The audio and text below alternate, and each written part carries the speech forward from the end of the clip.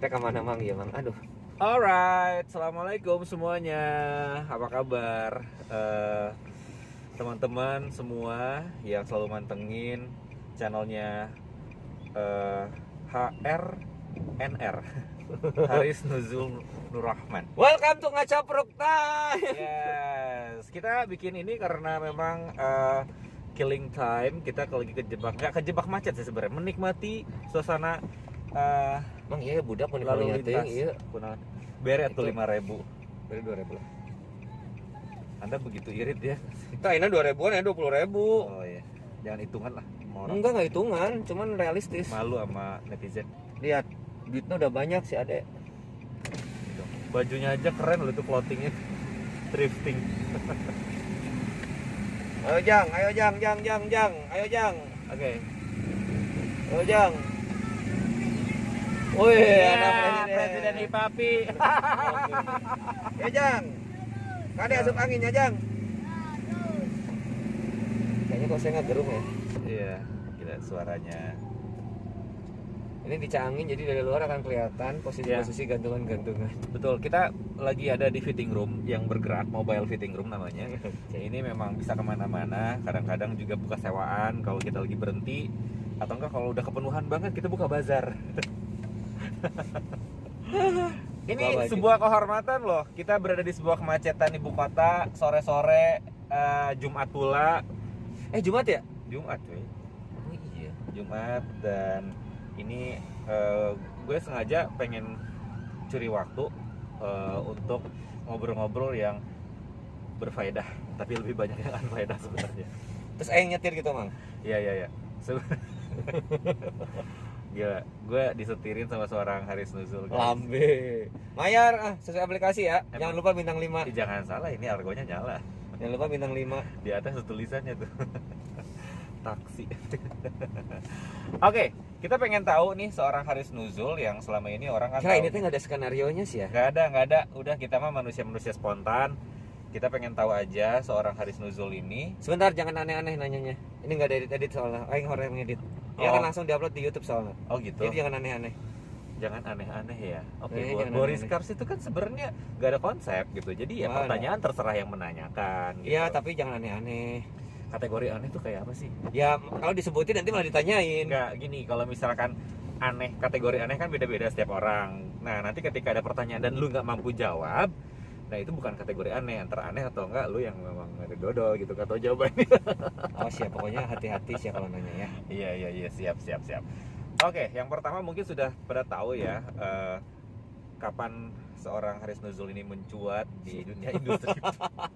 Muncrat kali mencuat.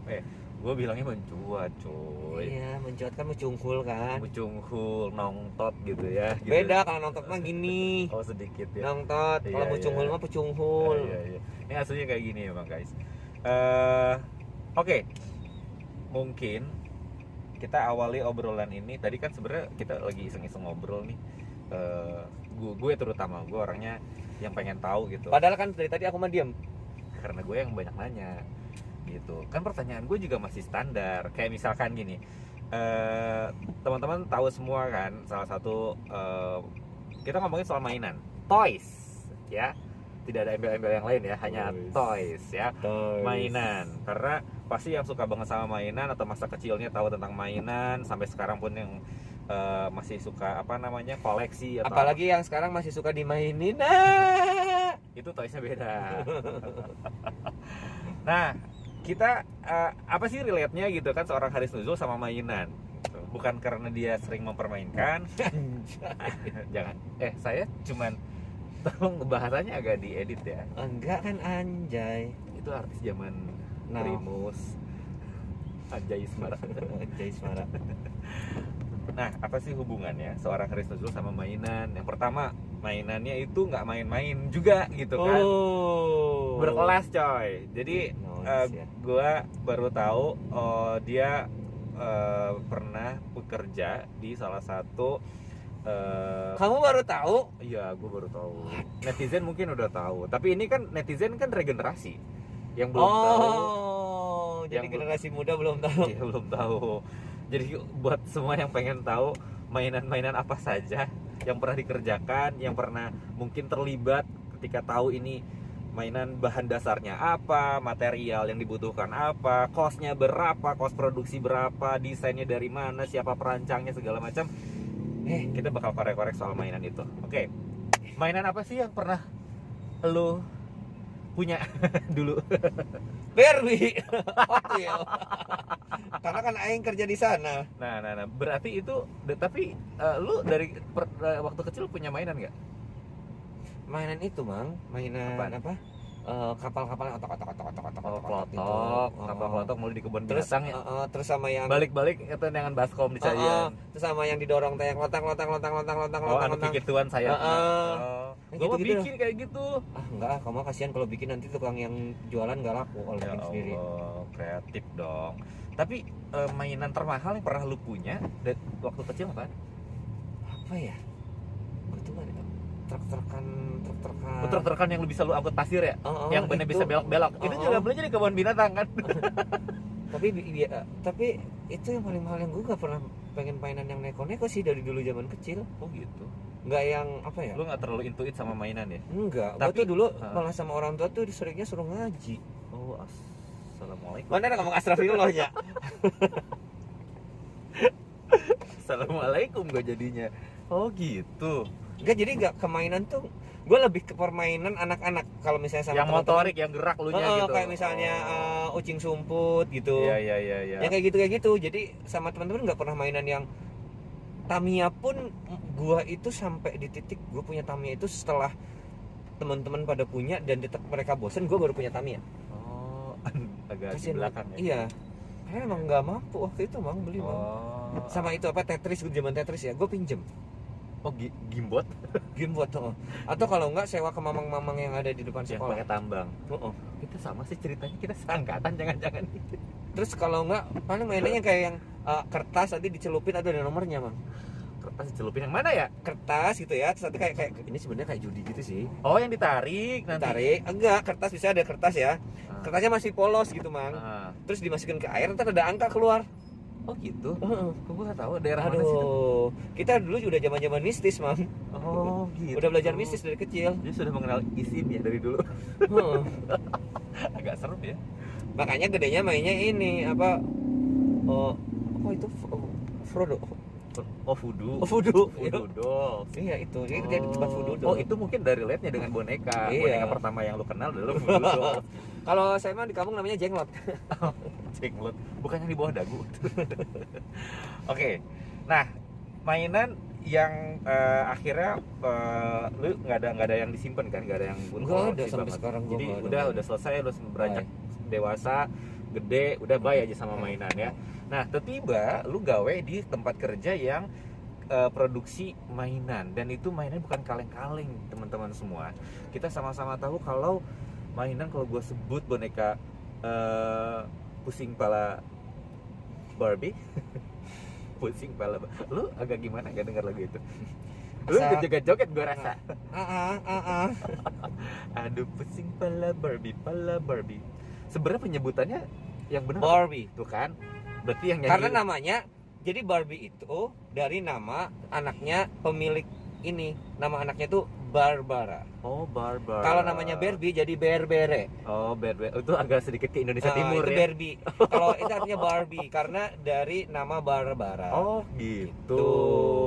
Jadi dulu sih yang punya boneka Barbie ini dulu cuma di garasi bikinnya, Mang. Oh, gitu. Terus lama-lama bikin dulu kayak kok apa? Ada tuh sampai sekarang tuh kayak abadi gitu desain itu. Jadi kalau misalnya lihat desain Barbie yang pakai baju renang terus hitam putih Iya, kayak zebra. iya. Nah, itu adalah itu kayak yang udah legend gitu. Oke. Nah, dulu namanya jadi diambil dari nama anaknya namanya Barbara. Jadi namanya Barbie. Kalau Barbie jadi Berbere. Berbere. Oke. Gitu, Mang. Nah, jadi yang benar penyebutannya Barbie ya, guys. Barbie. Well, ini Barbie kan tahun 9, dari tahun berapa sih? Barbie itu sekarang sudah usia ke lebih dari 60 tahun sekarang. Udah berapa generasi dia anak cucunya? Nggak tahu sekarang, karena sekarang udah jadi kayak Kan berarti pemegang saham gitu ya. si Ken, si siapa? Ken itu juga nama Udah jadi kakek-kakek ya sekarang? udah kakek-kakek, tapi sekarang masih ini udah kayak tarik benang, kayaknya dia masih muda terus. Jadi Barbie tarik benang, diet apalagi. Sempurna banget soalnya dari atas. Barbie itu nikah sama namanya Ken, punya anak namanya Chelsea. Ada terus nanti temennya si Barbie itu ada namanya lupa, ada 5 kalau nggak salah, gue lupa. Iya, karakternya ada 5 ya.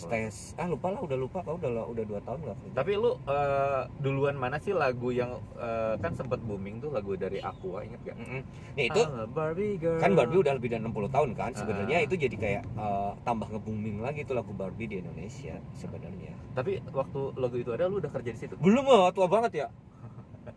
Kan kali aja. Enggak, belum, itu gue masih TK kali. Apa yang bikin lu terpikir atau rencana atau memang ada lowongan kerjaan di situ? Ada lowongan kerjaan untuk textile development, karena kan gue lulusan tekstil kan. Nah itu tuh sebenarnya kayak gue masuk ke Martel itu adalah masuk yang tertunda. Jadi gue tuh sebelumnya udah keterima, tapi gue sempat di freeze dari tahun sekian lah, yang Anda dibekukan gitu? Enggak, si posisi itu di freeze karena memang ada kayak pengurangan di sana. Oke. Nah tiba-tiba di freeze waktu itu dari bulan Desember kalau nggak salah gue ingat. Di freeze sampai tiba-tiba bulan April gue di call lagi. Nah pada saat gue di call hari Jumat, gue ingat banget, gue di call sama Mattel lagi bulan April. Gue di call April atau Mei, April kayaknya, pokoknya hari Jumat, gue ingat banget hari Jumat. Riz, lu Senin bisa masuk. Gua pas hari itu juga, gua itu udah diterima di BCA. Dan gue udah tekan kontrak di BCA. Aduh, gue udah tekan kontrak di BCA. Kata gue udah nggak bisa karena gue udah tekan kontrak. Waktu itu MDP. Management Development. Yang itu kalau misalnya gue harus keluar kan gue denda berapa gitu kan. Naruh jaminan apa lu? Ijazah. Jadi gue di situ dan gue nggak bisa. Ya udah, akhirnya waktu itu gue gagal masuk Mattel karena memang gue udah keterima di BCA. Di BCA nggak lama, akhirnya masuklah teman gue tuh ke Mattel. Kemudian nggak lama kemudian gue stop di BCA. Gue call lagi tuh ke yang di Mattel. Kebetulan kakak kelas kan. Gue udah nggak di BCA, jadi kalau ada lowongan, oh ya nanti dikasih tau kalau ada lowongan. Nah tiba-tiba temen gue itu resign. Jadi tepat hampir 1 tahun lebih malah, bulan Mei. Karena waktu itu tesnya bulan April kalau nggak salah.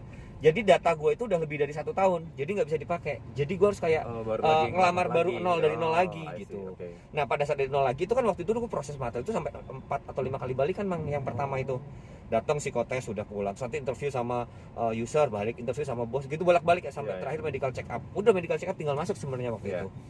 Dibulangin dari nol. Nah pas dari nol itu kan gue udah kerja waktu itu di salah satu perusahaan tekstil juga. Jadi gue waktu itu cuma jadi marketing trading di spare part mesin tekstil.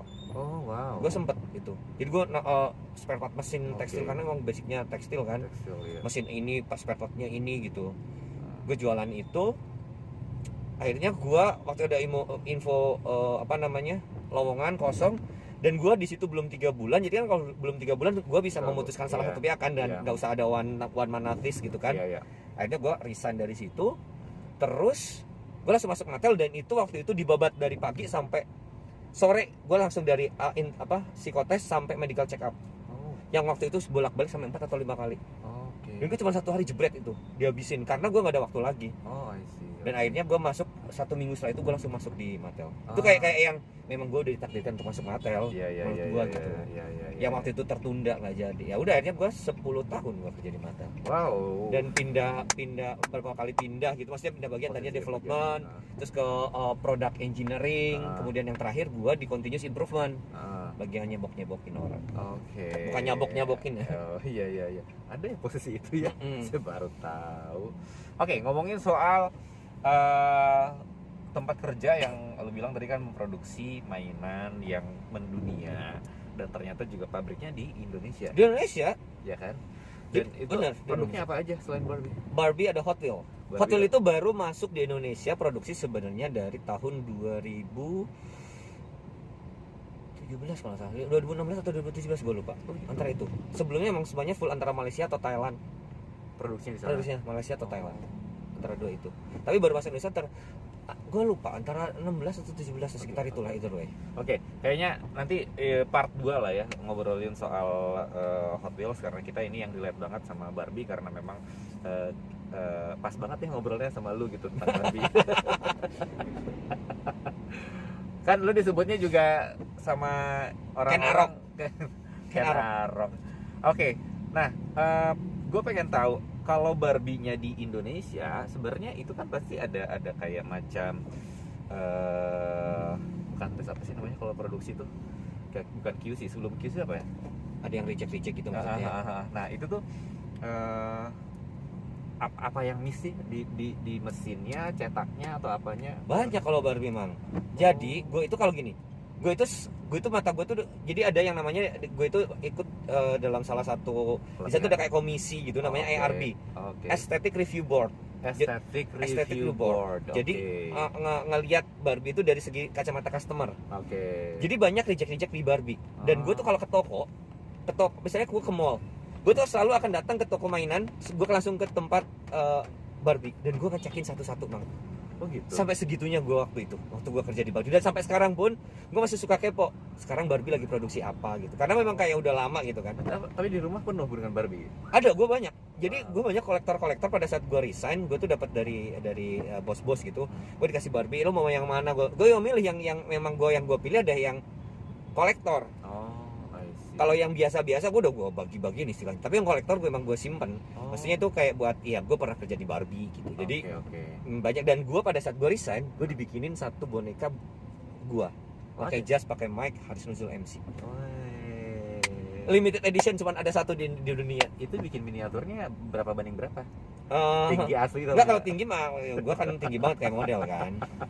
Iyalah. Gitu. Jadi kalau ngomongin masalah quality di Barbie, maksudnya apa yang reject itu banyak bang. Dari rambutnya improper grooming misalnya, atau asymmetrical eyes, atau misalnya deform head, terus ada bald spot, banyak banget. Tapi kan itu sebenarnya mesinnya sama. Tapi mesinnya sama. Kenapa bisa begitu ya? Karena gini, ada beberapa yang masih manual. Ada yang beberapa masih dilakukan secara manual. Kayak misalnya grooming, nyalon, itu masih manual. Orang jadi kalau ngonde itu ya sama orang, nggak bisa sama mesin. Dan setiap orang jadi gini, bener gitu. Bunnya misalnya harus ukuran berapa, satu orang kan misalnya bunnya harus pakai jari orang kan beda-beda mang. Hanya pakai tools supaya sama gitu kan. Engineeringnya nyiapin tools. Terus jadi banyak faktor yang membuat kenapa masih tetap ketemu reject. Bisa jadi misalnya pada saat assembly tangan kanan sama tangan kanan, bukan tangan kanan tangan kiri. Bisa gitu ya? Bisa jadi. Tapi itu biasanya sudah nggak akan mungkin langsung keluar, nggak mungkin langsung udah keluar di pasaran, tapi udah pasti kedetek di awal. I see. Dan yang kayak gitu biasanya orang-orang tuh ke gua, ada nggak sih Barbie yang rejectan, gua mau beli dong. No, kita nggak jual Barbie yang reject. Yang reject itu scrap. Scrap tuh dihancurin. Gua awal-awal masuk situ tuh bang, yang aduh ini sayang banget sih, bagus-bagus kayak gini pada dihancurin gitu. Tapi memang itulah yang membuat Barbie itu mahal, karena apa? Dia sangat menjaga kualitas. Jadi ya nggak ada tuh yang baju, kalau kita kan sering ya ada baju reject gitu, jualan merek tertentu lah dijual reject yang mereknya digunting. Barbie nggak ada. Bener ya? Ini reject, mau harga berapapun udah di scrap. Apalagi Hot Wheels itu di scrapnya itu dipanasin sampai meleleh. Iya sih, bahannya itu kan. Tapi Barbie itu bahannya apa sih? Plastik apaan sih? Ada PVC, ada ABS, kemudian ada PP, banyak tergantung. Kalau misalnya tangan rata-rata ada yang tangan ABS, misalkan itu ada apa? ABS, terus body misalnya ada tangan biasanya ada PVC, body ada ABS gitu-gitu macam-macam. Jadi tergantung satu body ini dari atas sampai bawah ini nggak tentu satu part, nggak tentu satu materialnya, beda-beda bisa jadi. Ada juga yang dari siltstone.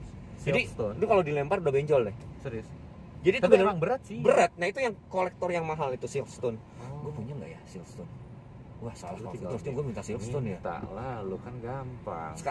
Tapi yang siltstone sekarang itu beda dengan siltstone yang dulu. Kalau dulu bener-bener stone gitu loh. Karena yang gue tahu, gue pertama kali pegang boneka Barbie dan itu asli adalah tahun waktu ponakan gue yang pertama lahir tahun 91 apa 92. Itu dikasih Barbie dan gue pegang yang itu berat kan. Itu siltstone itu. Dan itu dari tangan sampai ke kaki segala. Dan sekarang tuh ada di rumah gue. Dan gue masih itu, jadi kayak, dan itu nggak bisa dimainin kalau kayak gitu. Iya, diem aja gitu. Ada yang possible, ada yang bisa digerakin, ada yang enggak. Keep right at the Tergantung. fork. Jadi tergantung ada harga ada rupa lah. Oh iya iya iya. Gitu. Iya. Jadi memang macam-macam Barbie. Jadi gue kalau kayak bisa ke toko itu kayak yang ya ini buatan Cina, ya ini proper ya. Jadi tahu barang-barang Barbie yang bagus. Iya. Karena In memang 600 sudah meters, matanya tuh udah turn left terkalibrasi onto the ramp. gitu. Oh gitu. Gitu. Well. Nah, terus kalau sekarang kita ngomongin soal rupa-rupa Barbie. Nah, ini kan dari dulu tuh mukanya kan ada yang coba nggak kepikir bapak mau pulang ya. Oke. Nah, Bikin ruas aja Anda. Ya elah mobilnya juga mobil Terios. jangan ngomong, tapi lihat plat nomornya. Tuh dari luar Oh, kota, iya. dari Surabaya. Ya udahlah. Nah, jadi kita pengen ngomongin soal rupa-rupa Barbie ya guys. Lu tahu kan kalau Barbie itu variannya itu parah. Bahkan kayak Iya. musiman, ada seasonnya ini, seasonnya ini, seasonnya ini. Bahkan sampai ada momen dimana gue masih inget banget ketika salah seorang peragawati internasional Naomi Campbell itu dibikin juga. Dan akhirnya Barbie memunculkan atau create apa Barbie dengan berbagai etnis lah ya, let's say dari warna kulit, dari warna rambut, jenis rambut seperti itu. Nah itu untuk bisa memunculkan varian-varian kayak gitu kayak ditarget gak sih? Ini musimnya ini kita bikin ini harus per sekian bulan create ini. Jadi kalau di Barbie itu ada 2 season, ada fall sama spring. Fall sama Fall sama spring. Jadi untuk development itu ada fall sama spring. Jadi nanti yang dijual buat fall apa, dijual spring apa gitu. Oh. Nah, dan varian Barbie Turn left onto the ramp. varian Barbie ini baru banyak keluar setelah pas mau keluar tuh keluar banyak torso baru. Oh. Ada torso yang kayak ibu-ibu, ada torso yang ideal, wanita ideal. Karena Iya, dulu iya. sempat ada kritikan wanita itu nggak semuanya ideal, cantik, Iya, body iya, bagus iya, gitu. iya, iya, Nah iya. makanya dibuat Barbie dengan torso yang bermacam-macam sekarang, dan sekarang variasinya banyak banget, dan sejujurnya gue nggak hafal. Oh. Karena banyak ada yang kulit. Jadi kalau dulu cuman ada namanya itu apa ya, torso AA. Kalau AA tuh yang untuk kulit hitam, sama torso namanya apa ya, gue lupa, yang kulit putih lah maksudnya. Iya, yang blonde Nah gitu doang. Kalau sekarang nggak baca macam-macam, kayak bodinya, rambutnya itu macam-macam, kulit udah Turn nggak left. kayak dulu. Kalau sekarang variasinya lebih banyak lagi. I see. Dan gue udah nggak hafal, udah lupa. Tapi sempat keluar juga nggak sih yang Barbie versi apa itu cuma di kita doang ya? Apa? Yang versi hijab gitu apa ya? Sebetulnya nggak ada. Nggak ada. Nggak ada. In Tidak ada. 300 Oh, lokal UMKM kalau nggak Iya, salah nggak bikin ada. ya. Kita nggak ngeluarin. Pernah ngeluarin tapi kayak limited edition kalau nggak salah deh. Dulu tuh Barbie hijab. Gue lupa sih, seinget gue. Gue pokoknya pas gue resign, pas gue lagi resign itu lagi BTS. Oh. Gue inget banget, gue lagi pada ngurusin BTS yang lagi jalan di China, terus sempat mau dipindahin ke Indonesia gitulah pokoknya. Pas BTS itu gue terakhir, pertama kali BTS. Yang gue pernah dulu kayak misalnya kayak pernah ada Lady Gaga, kayak gitu tuh sempat ada gue. Kalau kayak gitu misalkan Continue dari straight. artis internasional itu kan itu pasti ada perizinan ya kan. Yes, jadi Ada- harus approval. Jadi ada kalau misalnya kita bikin MOU-nya, sampel di approval, awal, iya. itu kayak dikirim dulu ke dia, terus nanti kalau dia approve oke, jalan. Tapi kalau misalnya dia 500 nggak meters. oke, nggak bisa Turn jalan. right. Itu kalau dari awal sudah ditentukan belum sih kalau misalkan yang versinya Lady Gaga bikin atau nyetak sekian ini aja ya jumlahnya gitu. Iya, ditentuin di awal. Jadi di development, gue kan kebetulan bagian development. Gue inget banget dulu itu pernah sempat yang hijab, tapi yang pemain Anggar USA. Ada pemain Anggar USA hijab itu dibikinin Barbie-nya tuh, tapi dia berhijab. Iya. Nah, tapi